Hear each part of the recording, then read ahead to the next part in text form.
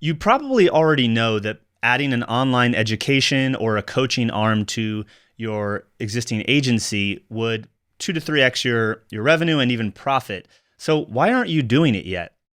If you want to launch your first group coaching program that complements your existing agency services and get your next 5 to 10 clients in the next 90 days, then visit system.ly/foundations to learn a little bit more about our program and how we can walk you through a proven process that we've now taken over 150 agencies through to launch their group coaching program as an additional revenue stream that can really, over time, exceed and replace your done-for-you service revenue. If that sounds like something that you are interested in, visit us at system.ly/foundations, schedule a call to talk to myself and or someone on the team to see how it can apply to you and your business.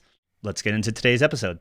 Welcome back, guys. This is the third part 3 of 3 of 10 lessons from the trenches, where we had brought you behind the scenes at our last July intensive for our coaching clients. If you haven't checked out the last 2 episodes leading up to this, I highly recommend you check those out first, because we've broken down those 10 lessons into 3 episodes, and you're at part 3. So this is the last batch of lessons that we personally learned from our business, from mistakes that we've made earlier this year, leading up to our July intensive with our coaching clients. I hope you enjoy. Last one, get real with yourself. We've kind of talked on this. This is like reviewing your numbers, from leads to recurring expenses. What do we need to pay off? Like, for us, like when we, kind of made some of these decisions, 90-ish days ago, or I guess earlier this year, coming into this year, like we ended up kind of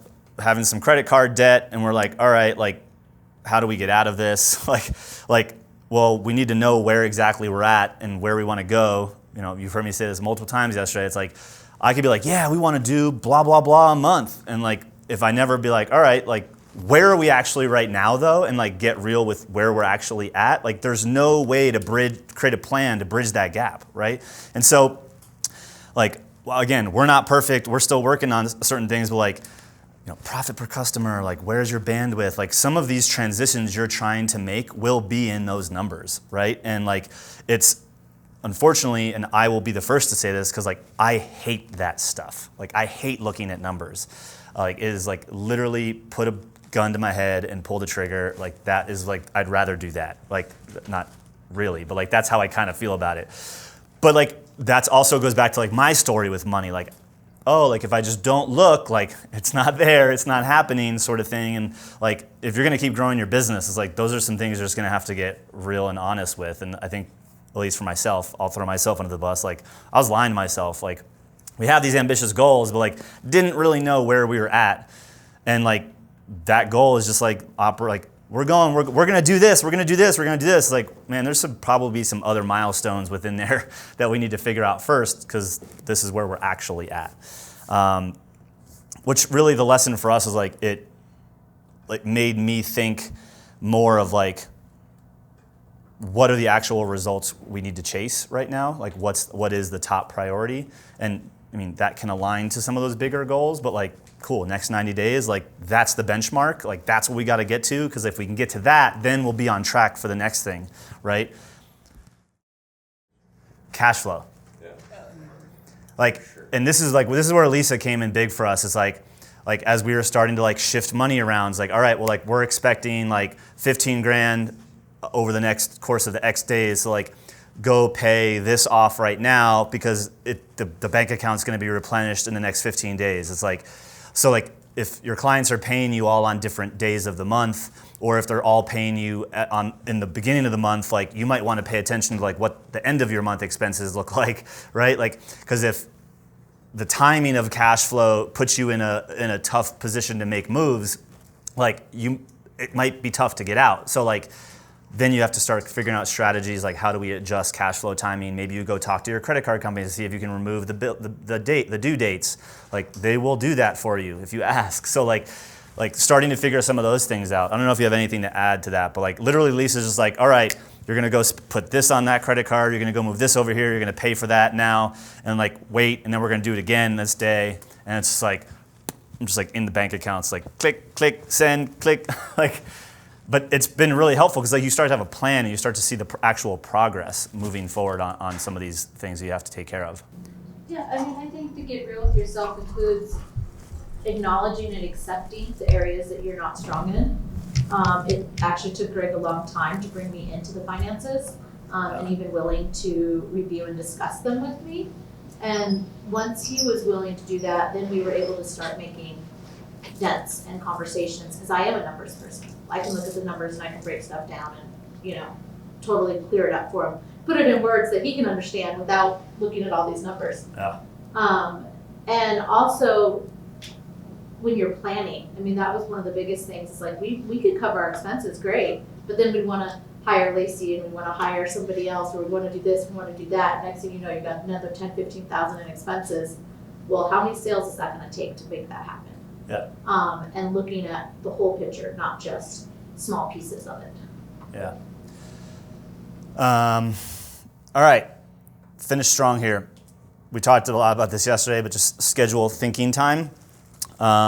If you're not spending time thinking because you think you're not working, like change your mindset around that. That is working, especially as the owner. If you feel like the team's kind of just waiting on your next command, like that's like they're not operating from a place of vision, right? Those of you that are new to the 90-day sprint plan that we implemented last time, look, it might take you 3 quarters to get that rolling and dialed in and feeling like the results from it. We've been doing it for a while, and like literally like the last 2 sprints have been like enormously different than all of the ones prior. And like we just constantly see improvement. And like communication is simpler.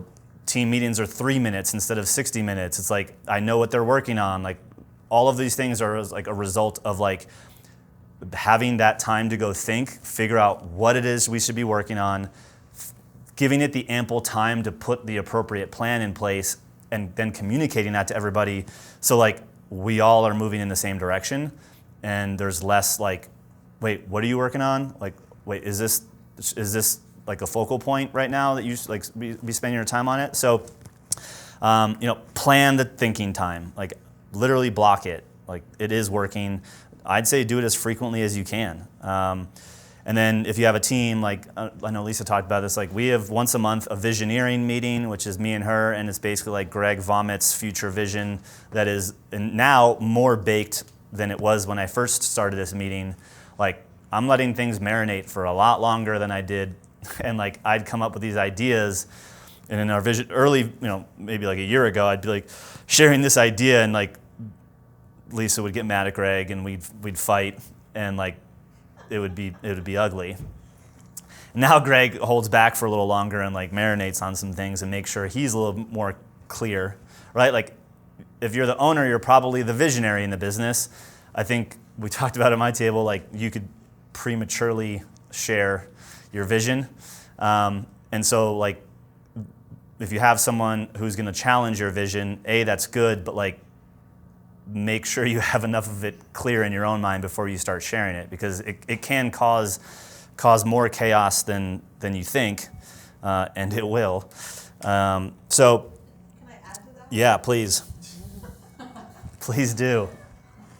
So, from my perspective, he would share ideas and I would ask clarifying questions because I couldn't understand the idea that he was sharing. And he couldn't give me an answer. Because it was so Premature fresh origination. and so new to him. He was just like, well, it's cool. Okay, well, how's that going to help us? And so my role is to kind of challenge and make us think through stuff, make sure we're making the right decisions. And so it did cause a lot of tension, and that tension bled over to other stuff. So it's important to you guys have thinking time, as well as you have thinking time scheduled with your team. So once you have a little bit more clarity of why you want something, that you guys can then, as a team, think on how to make it work right and make it go out there. Tell them to put it in a pink sheet. Yeah, totally. I mean, Megan can. So you get all 5 boxes done. There you go. Yeah, and look, I don't. Maybe you don't think. Maybe you think this. Maybe you don't. But like, sometimes when I hear it, I'm like, man, it sounds like me and Lisa have like this like effortless relationship. We collide a lot. Like Megan, so I don't know if Megan, you want to, like, we literally have a lot of collision, and there's people walking away from the conversation for a little while. Like, we come back, we apologize. Like, it is not like a, man, like Greg and Lisa got like this. It's like flowing so easy and effortless. Like, we collide more than you could possibly imagine. And I don't know if Megan is like the outsider, because she kind of is more of the in-between sometimes. Yeah, Like, Greg will be like, always take Lisa's side. I'm like, I don't know. Stop fighting, Mom and Dad. Like, I'm in the middle. I'm like, oh, yikes. and so, but like Lisa, I know will agree with this because we've talked about it a lot, is like, it's a very healthy collision, right? Like, it's uncomfortable. Most of us usually don't, like, neither of us usually want to talk about some of these things because it makes us feel awkward or uncomfortable or vulnerable. But like, if we didn't have those conversations, like, we literally wouldn't move forward. Like, we just like be gun shy. I'd keep it inside, then it'd blow up in some other way, or vice versa. So like, if you're like afraid of conflict, like internally with your team, like, because they might leave or they're unhappy or whatever, like, you need to get over that shit and just collide hard. Like, and the collisions will become productive. Like, you have to like expose yourself, right? Like, I am by no means like perfect at this, but like we collide a lot, and like, it's part of our progress. So if you're trying to avoid it, maybe don't.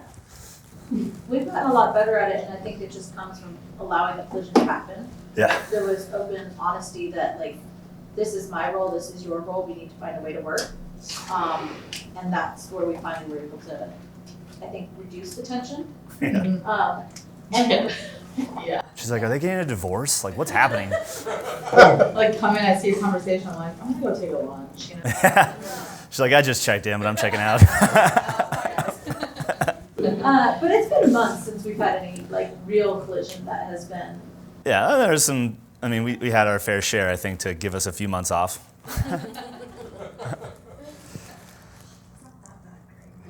I mean, there were some good ones.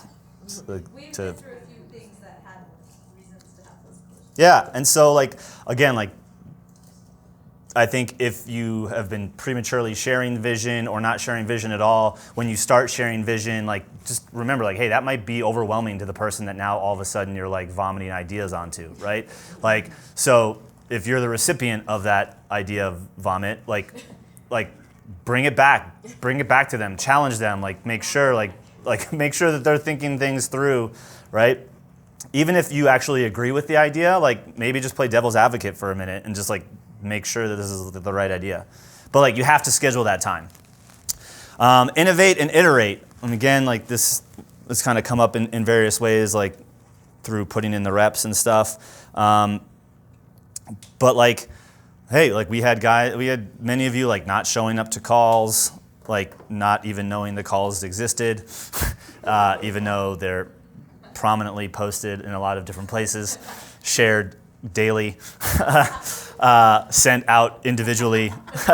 I mean, like, we're like, guys, I don't know how you don't know that this call exists. Like, we messaged you privately. We sent you the link to the page where they're at. On onboarding, we told you where they're at. We told you the schedule. They're in Facebook. Like, they're like literally like they are surrounding you, and you don't know. It's like, and then you don't come. So like, all right, like, let's try something new. Like, let's try to do that implementation day where, like, we just said, like, hey, we're available all day. We're going to talk about some different topics. Right? We're going to do breakout sessions and cover different topics.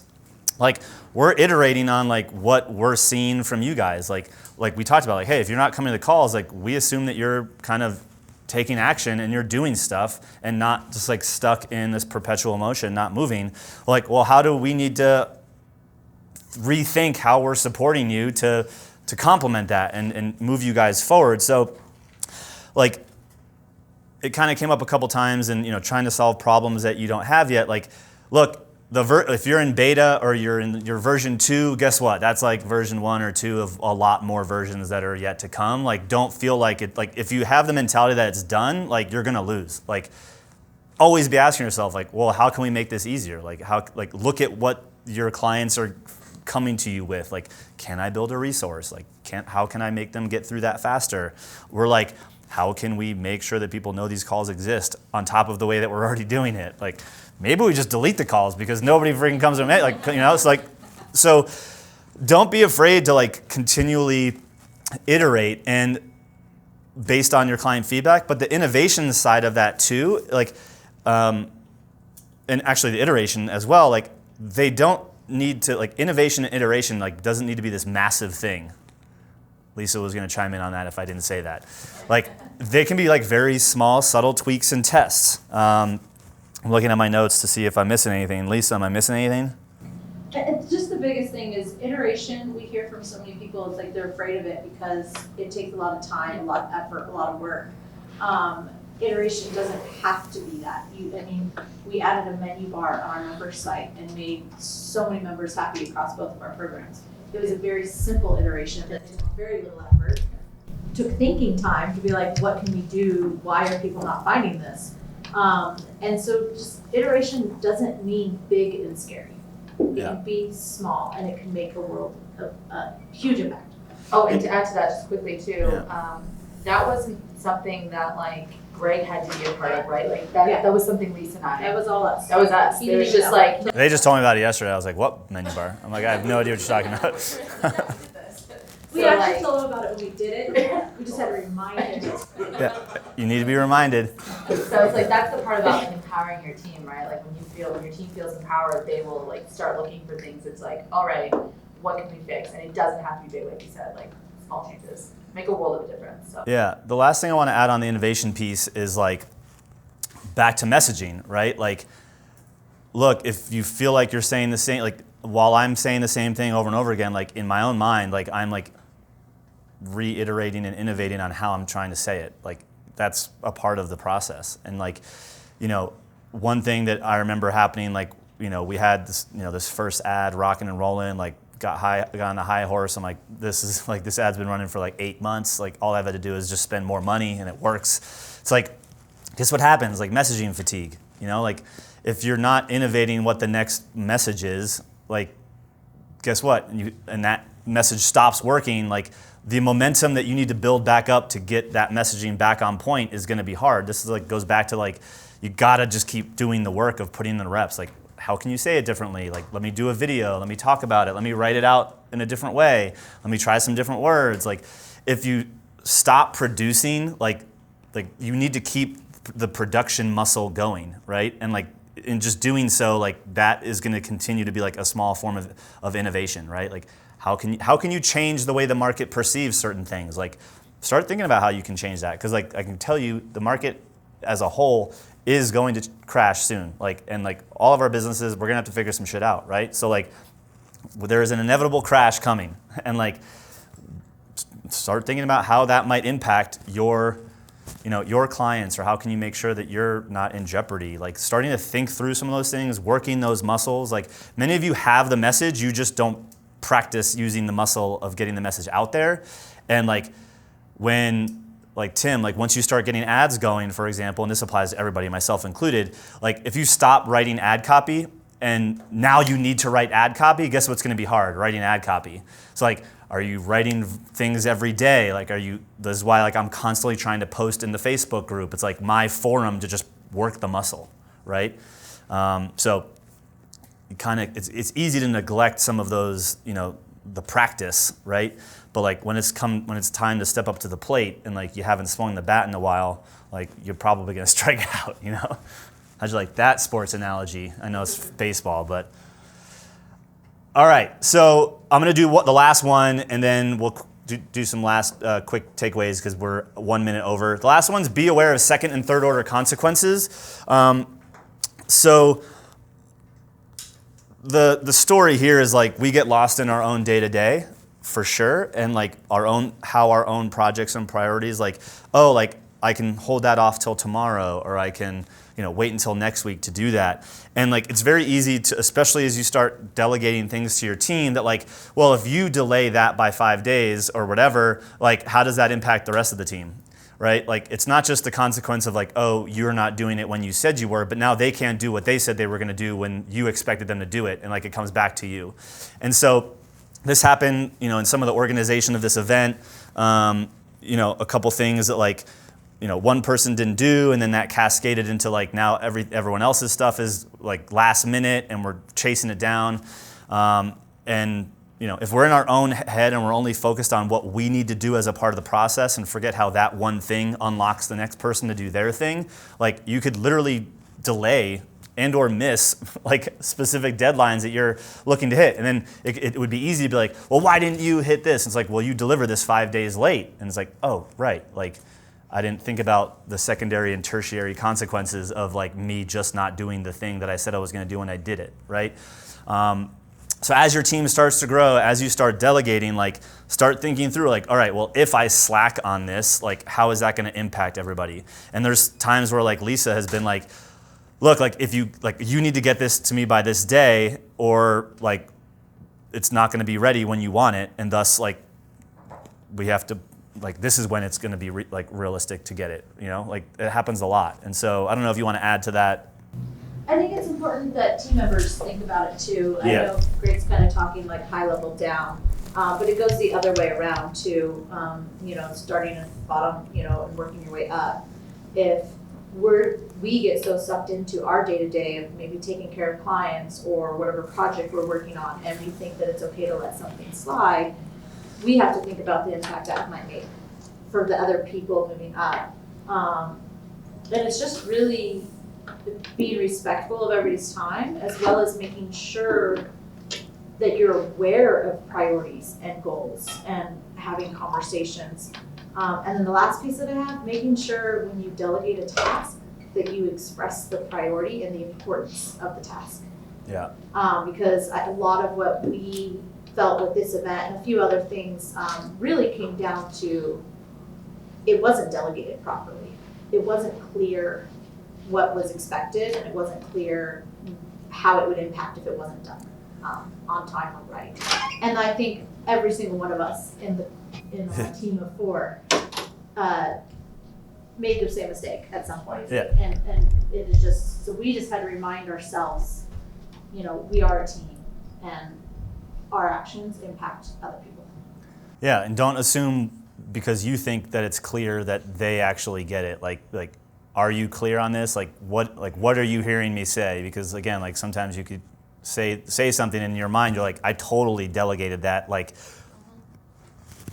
10 dismount delegation, and they're like, that was a 2 for me. Like I don't know what the hell what you just did, but like that's not what I was expecting to get, and I have no idea where to go from here. So like if you're the one delegating, be sure that the other person is like receiving the delegation in the way that you think you've delivered it, I would say.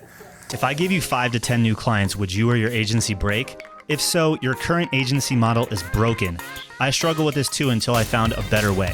By adding online programs, training, and coaching to our agency, we doubled profits without adding more hours. If you want to work directly with me and my team to transform your agency, visit myscalablebusiness.com to learn more.